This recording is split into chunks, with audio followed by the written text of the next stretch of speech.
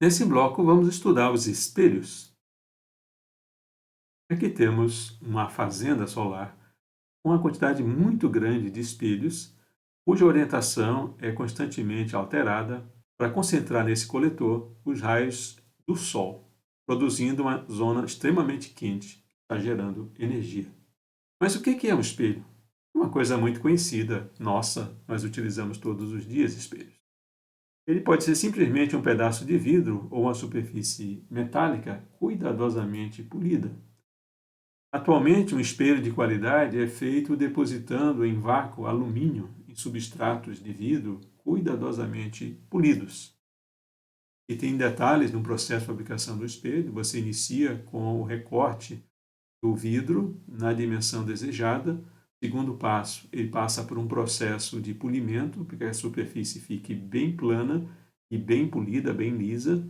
Finalmente, a terceira etapa, ele entra num processo chamado sputtering, onde ele está numa câmara com baixa pressão, um vapor metálico é evaporado e se deposita sobre a superfície desse espelho, dando aquele efeito que nós conhecemos. Ele, ao final, apresenta uma refletividade bastante elevada.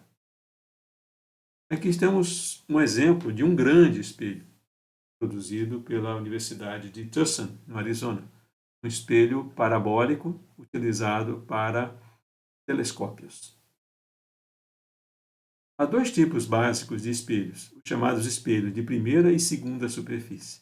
O espelho de segunda superfície é o espelho mais barato, o espelho que a gente provavelmente tem no banheiro em casa. Ele tem uma superfície de vidro e a superfície espelhada é uma tinta que é aplicada na face oposta. Então, quando você observa a imagem refletida por um espelho de segunda superfície, você vai ver que existem dois reflexos. O primeiro reflexo é formado na primeira superfície e o reflexo principal é formado na segunda superfície.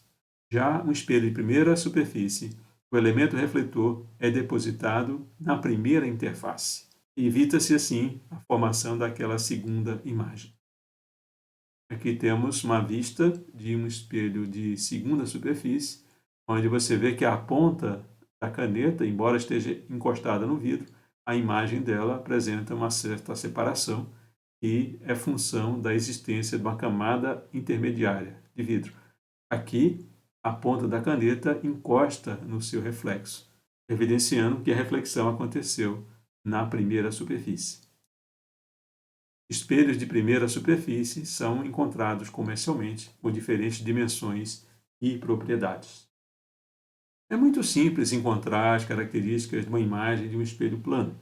Nós estamos vendo aqui a posição do objeto, a imagem vai aparecer do outro lado, quantidades P e Q são sempre iguais.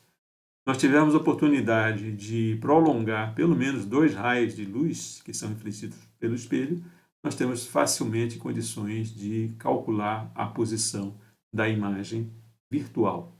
Vejo que a imagem formada pelo espelho é uma imagem virtual, porque está do lado de lá do componente óptico.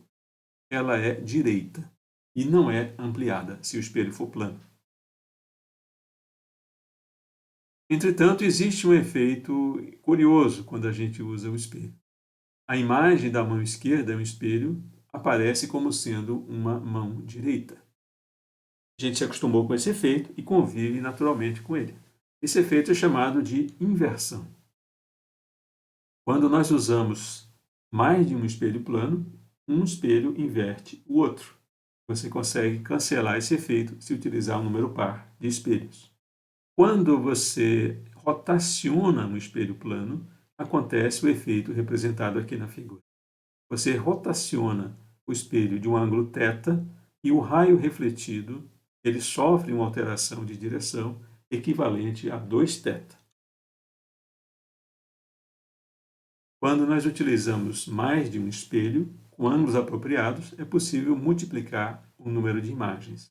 Aqui nós temos na figura central 2 imagens adicionais.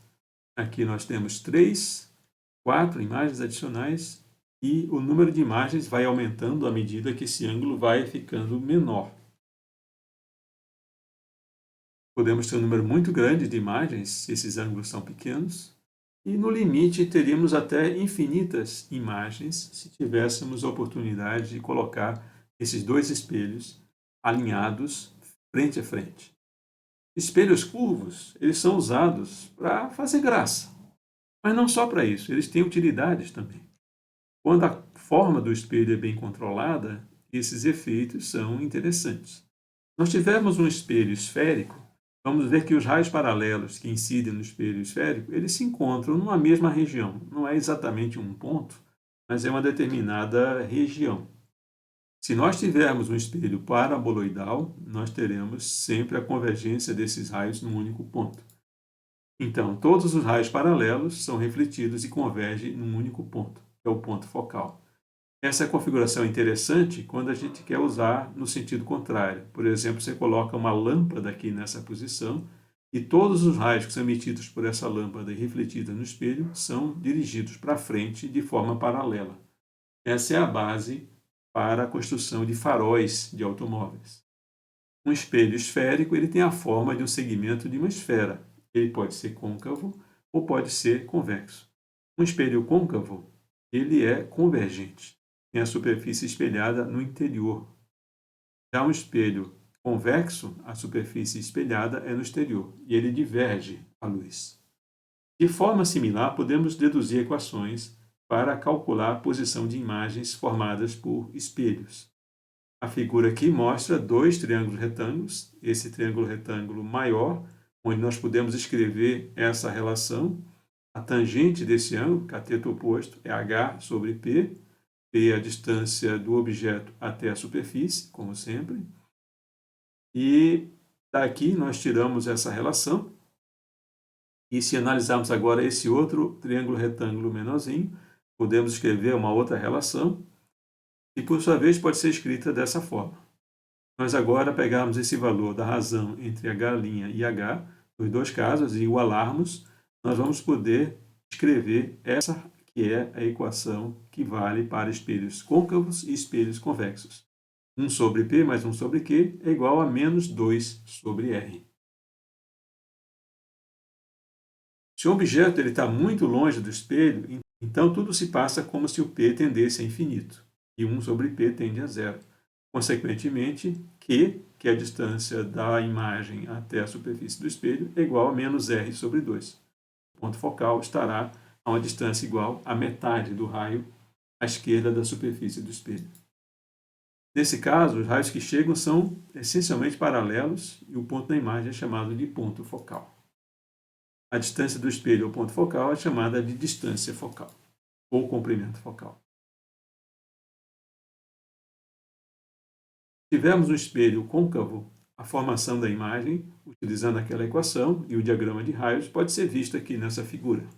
Nós teremos sempre um raio que vai passar pelo comprimento focal, ele sairá paralelo ao espelho, que é esse raio desenhado aqui em púrpura. Teremos um outro raio que passa pelo centro de curvatura do espelho e não será alterado. Ele será refletido na mesma direção. E temos um outro raio paralelo ao eixo óptico do espelho e, quando refletido, passará pelo comprimento focal. O encontro desses três raios vai definir a posição da imagem, que nesse caso será invertida e será real. Temos aqui uma outra situação em que o objeto se encontra a uma distância menor que o comprimento focal do espelho. Nesse caso, nós teremos uma imagem ampliada e virtual do objeto. Nesse caso, nós temos um espelho convexo, onde a imagem que será formada do lado oposto do espelho será uma imagem direita, reduzida e virtual.